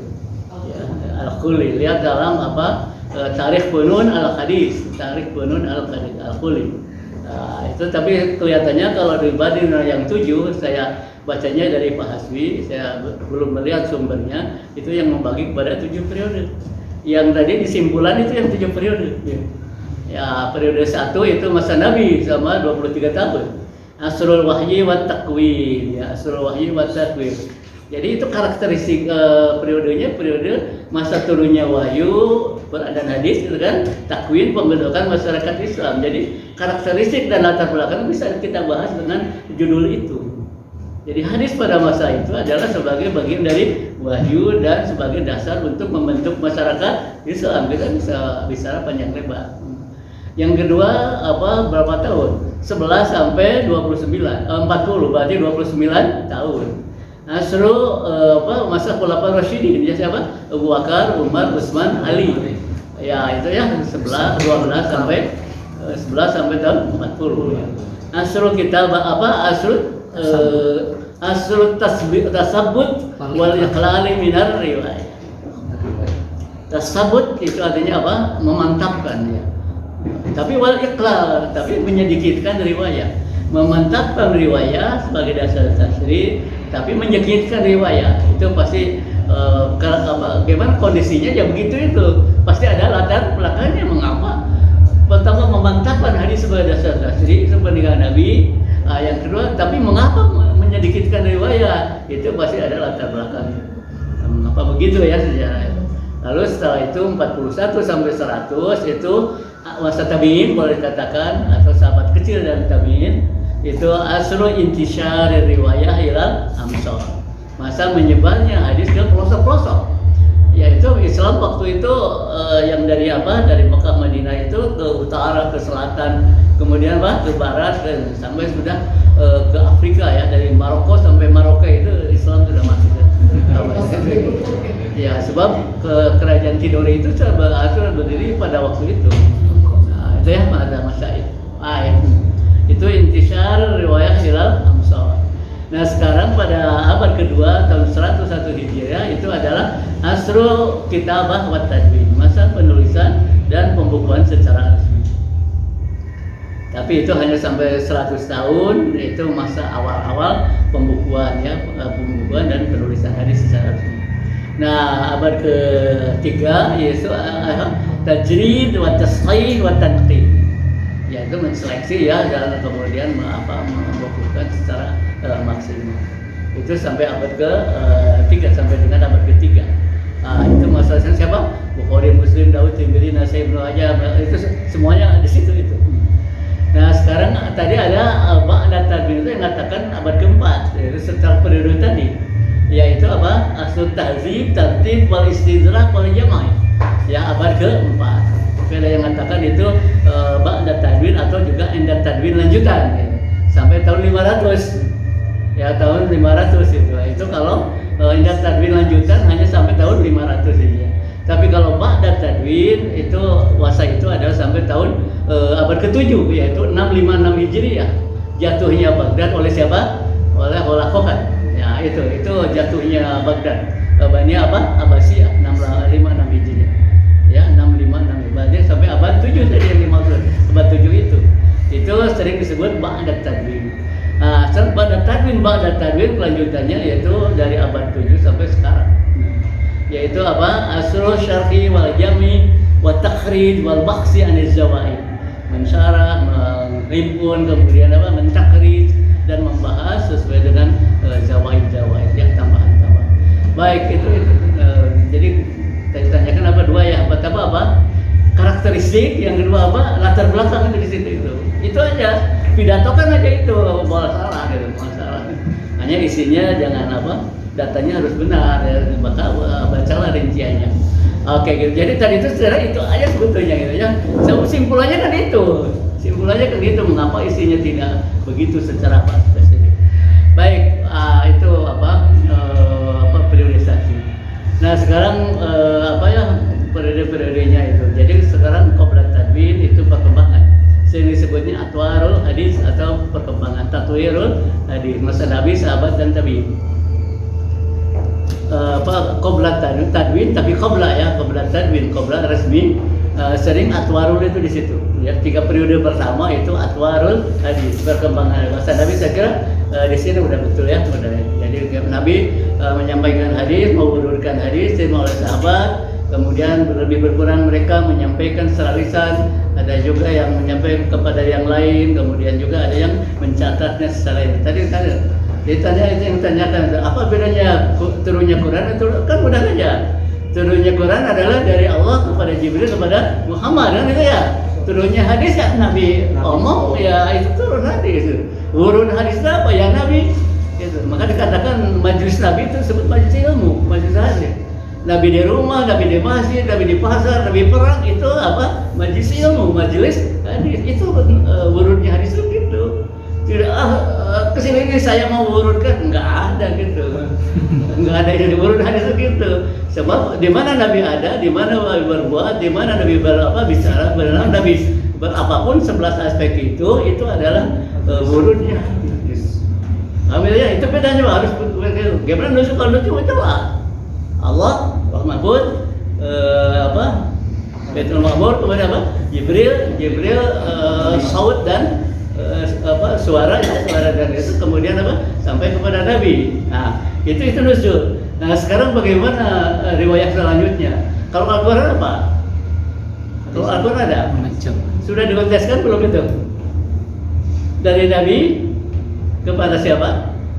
Pada sahabat. Dari Nabi kepada Kutab apa? Menulis rasmiyah. Jadi apa? Sokhifah. Sokhifah kan gitu ya. Selesai itu Nabi wafat. Itu Quran ya. Abu Bakar mau membukukan secara maksimal. Bikin lajnah. Lalu hasilnya apa? Suhuf Abu Bakar. Selesai Abu Bakar, Utsman tidak ya. Tapi zaman Utsman ada masalah kabilah ya, masalah apa? Masalah dialek, masalah lajnah masalah dialek ya, masalah dialek. Lalu bikin juga lajnah. Ya, bikinlah lajnah lalu sudah final dan akhir itu menjadi apa? Mushaf. Nah, setelah itu selesai. Mushaf Imam yang 5 Mushaf Imam yang 5 itu bagikan ke Makkah, Madinah, kemudian di apa? Nah, itu selesai itu pembukaan Quran selesai itu. Itu zaman siapa? Utsman, tapi zaman Nabi pun sudah jadi kodifikasi, yaitu menjadi apa? Sahifah. Jadi sahifah, suhuf dan kemudian apa? Mushaf. Nah, kalau bagaimana pembukuan hadis nah gitu. Bagaimana sahabat nulis hadis dari zaman sahabat, zaman Nabi. Abu Bakar, Umar, Utsman, Ali, bagaimana kebijakan tentang pembukuan hadis. Kemudian siapa tadi? Tabi'in ya, sampai 100 gimana kebijakan pembukuan hadis. Setelah itu abad kedua gimana terus sampai sekarang. Itu yang ditanyakan. Nah, itulah yang dibahas di dalam sejarah kali ini. Paham gitu, Pak? Nah, itu sampai apa Nabi. Tadi pertanyaan. Sekarang abad ke berapa? Abad ke Khulafaur Rasyidin ya. Mengapa tasawuf? Sebab taraktu fikum itu dihidupkan secara maksimal. Jadi menjadikan hadis sebagai dasar tasyri'. Nah gitu ya, itu tersebut memantapkan itu. Tapi mengapa ikhlas riwayat? Pertama karena perhatian kepada Al-Quran. Kemudian yang kedua banyak sekali huru-hara yang terjadi pada masa siapa Abu Bakar Ghazwatul Riddah ya. Sampai sekian ribu para sahabat yang hafal Quran itu meninggal dunia. Zaman Utsman apalagi Yahudi dari dulu memang begitu, seperti sekarang juga ya gitu. Itu ya sampai banyak khalifah yang dibunuh oleh Yahudi. Begitu ya gitu. Zaman Utsman terjadi problem yaitu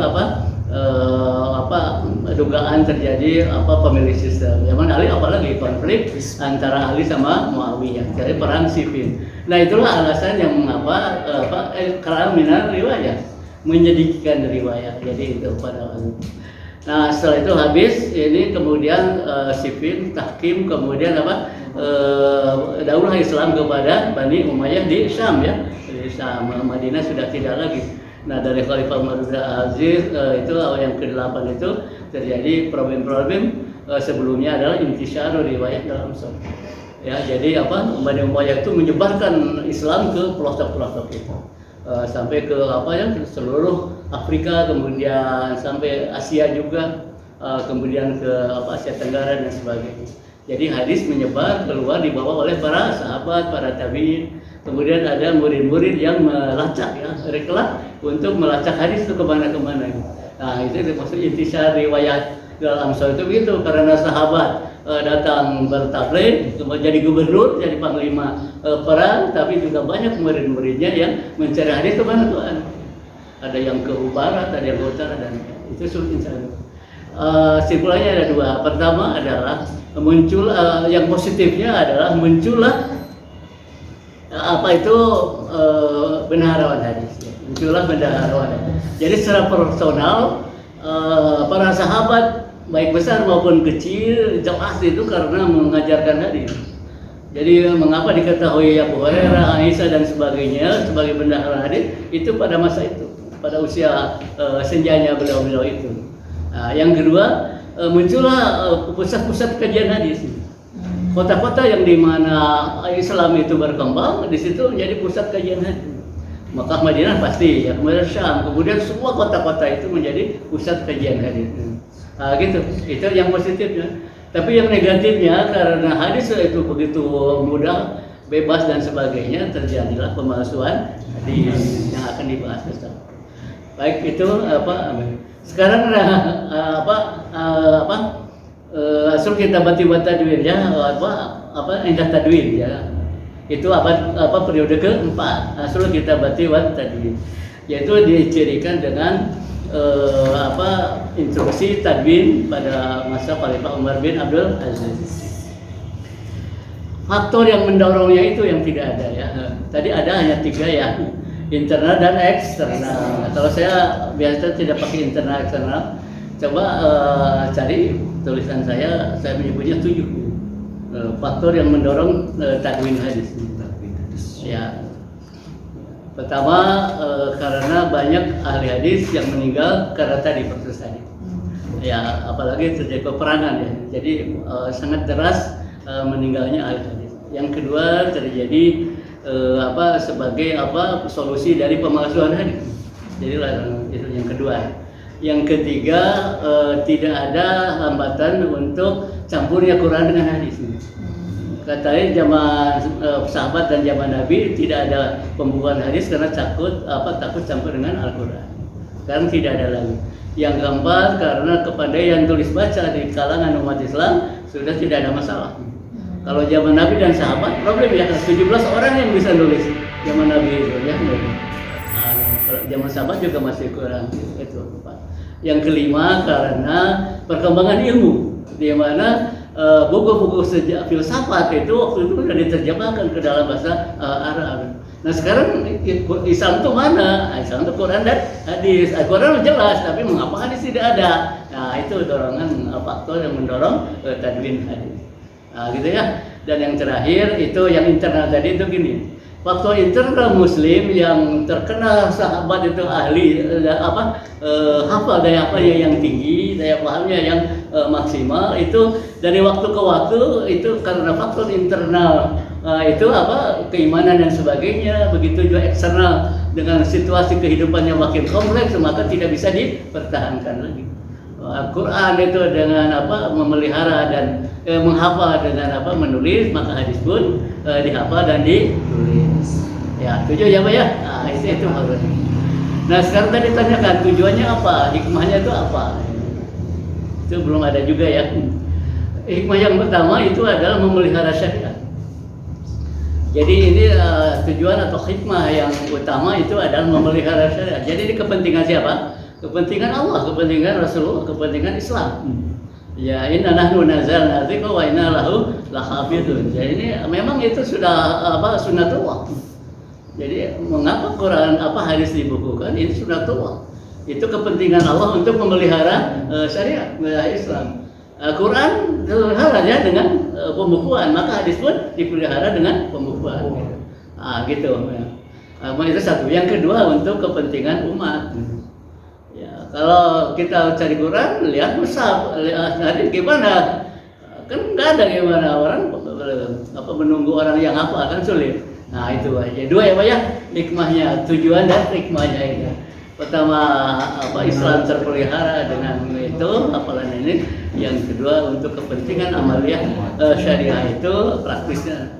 Oke, good ya. Baik, itu sandayanya. Ya. Yang tasir di Anda saja, di delete saja. Yang tasir sudah kemarin. Yang terakhir. Baik, lanjut apa? Bagaimana proses tadwinnya ya? Proses tadwinnya gimana? Itu kebijakan Khalifah Umar bin Abdul Aziz.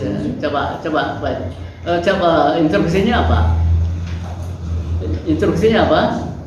Harus ditulis ya. Instruksi Khalifah Umar bin Abdul Aziz. Itu. Ya. Iya, Pak. Tapi ini daripada nanti wasan nggak lulus ya. Semua yang pokok-pokok belum ada. Iya. Ya. Silakan. Ada yang tahu?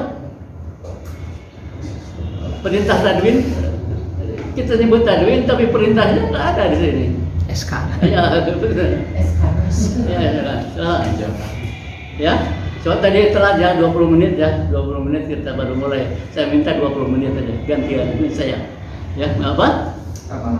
Apa nggak ada yang tahu kan? Ngapa? Instruksi tadwin dari Khalifah Umar bin Abdul Aziz khususnya kepada Gubernur Madinah ya. Siapa yang tahu? Itu cucu Umar bikin surat kepada cucu Abu Bakar. Khalifah itu cucu Umar. Gubernur adalah cucu Abu Bakar, Ibnu Hazm.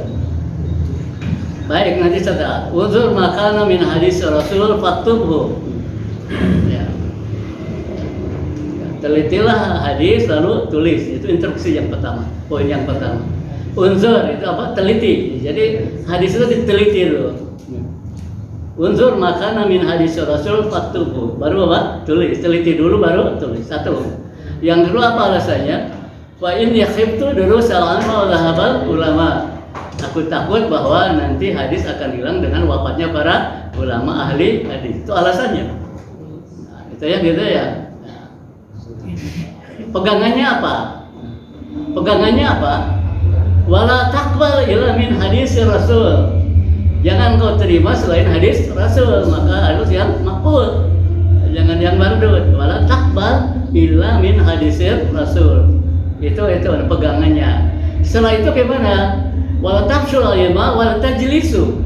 Ya kalau sudah bukukan maka sebarkan hadis, kemudian bikinlah hadis. Bikin Uniga ya, bikin IAIN, bikin WIN, bikin madrasah ya. Wala tajlisu. Apa alasannya? Karena innal ilma la yahliku hatta yakuna sirran. Sungguhnya ilmu atau hadis itu tidak akan hilang kecuali kalau menjadi bahan. Baik, itu instruksinya dan apa isinya. Baik. Nah, itulah sebabnya maka terjadi proses tadwin hadis. Itu pada masa abad kedua dan abad kedua itu prosesnya kan nggak ada ya. Prosesnya ada 3 fase. Ada juga ya. Fase tadwin itu ada 3 fase ya. Pertama di abad kedua itu. Pertama fase awal. Fasenya disebut fase awal tadwin. Sistemnya adalah sistem tasnif. yang membukukan secara tematik. Ya, hasil kitabnya adalah Musannaf, Muwatta ya, Muwatta, Musannaf dan apa Jami. Baik, itu fase 1. Sekarang fase 2. Fase 2 itu adalah sebut fase kualifikasi. Fase kualifikasi. Sistemnya adalah tasnid. Itu tasnid menyusun menghimpun buku kitab hadis berdasarkan urutan rawi sahabat. Sebab maksudnya ingin kualifikasi. Mana hadis Nabi, mana yang bukan hadis Nabi. Dengan menyebut rawi sahabat, berarti dia hanya akan menulis hadis Nabi. Sebab kalau rawinya sahabat, maka hadisnya adalah hadis Nabi. Begitu. Nah, kitabnya apa? Kitab Musnad. Itu abad kedua akhir, tahun 170 ya. Maka ada kitab Musnad. Itu apa? Oke. Nah, itu fase kedua. Nah, sekarang di abad ketiga itu ada fase yang ketiga, yaitu fase seleksi. Ya, yaitu tajrid, tashrih dan tanqih. Itu masa seleksi. Jadi mentasi antara hadis yang maqbul, sahih hasan dengan maqbul mardud, dhaif. Nah, itulah maka itu para ulama pada waktu itu. Hasilnya sistemnya adalah tasnif ya. Sistemnya tasnif. Jadi berdasarkan maudhu'. Hasilnya adalah kitab Sunan dan Sahih. Kitab Sunan dan Sahih. Mana? Daud, Tirmidzi, Nasai, Ibnu Majah, Darimi, Dailami, kemudian kalau Sahihnya Bukhari, Muslim dan. Nah, selesai. Itu ada tadwin sampai tadwin. Nah, sekarang ba'da tadwin ini yang 2 kali ditulis tapi tidak disebutkan, itu sistem ba'da tadwin ya, tahun 4 abad ke-4 sampai abad ke-7 dan selanjutnya. Ada 10 ya Pak ya, ada 10 ya. Satu menyusun kitab sahih. Ya, dan satu tashrih untuk hadis yang belum ditashrih. Sahih ada abad ketiga sudah Al-Jami' Sahih, tapi sahih setelah itu masih banyak. Ibnu Hibban, Al-Jarud, Al-Bawana gitu. Itu tashrih ba'da tadwin. Yang satu tashrih. Yang kedua yaitu istidrak. Membukukan kitab sahih yang tidak disahihkan oleh Bukhari, Muslim. Mustadrak ya, kitabnya mustadrak, istidrak. Nah, baik, setelah itu takhrij. Takhrij sekarang ada tadi gitu, istikhraj. Ya, kemudian atraf, zawaid. Ya, kemudian syarah. Kemudian ada zawaid, kemudian ada mukhtasar. Ya, lalu spesialisasi. Ada 10 Pak. Nah, 10 itu. Nah, silahkan itu hasil-hasilnya. Tadi kebetulan lengkap ya, buku-buku kitab-kitabnya ada. Nah, itu ada 10 tadwin kitab hadis. Tapi juga ada tadwin yang kitab pembantu. Kitab pembantu ada 3. Satu Ulumul Hadis, ribuan ya Ulumul Hadis. Kemudian yang kedua kitab petunjuk, yaitu kamus kayak Mujam dan sebagainya. Yang ketiga kitab problematika hadis. Nah, gitu ya. Saya kira karena ini untuk UAS diperbaiki, lalu nanti di-share. Baik, saya kira alhamdulillah. Kapan ini yang kelompok 1 menyerahkan itunya? Kelompok 1 yang tasri tinggal di print. Ya, sudah diperbaiki ya Pak ya, yang saya sampaikan tadi. Nah, ini juga besar. Diskusi yang berikutnya adalah problematika problem qabla tadbir, problem indah tadbir, dan problem ba'da tadbir. Terima kasih. Assalamualaikum. Waalaikumsalam warahmatullahi wabarakatuh.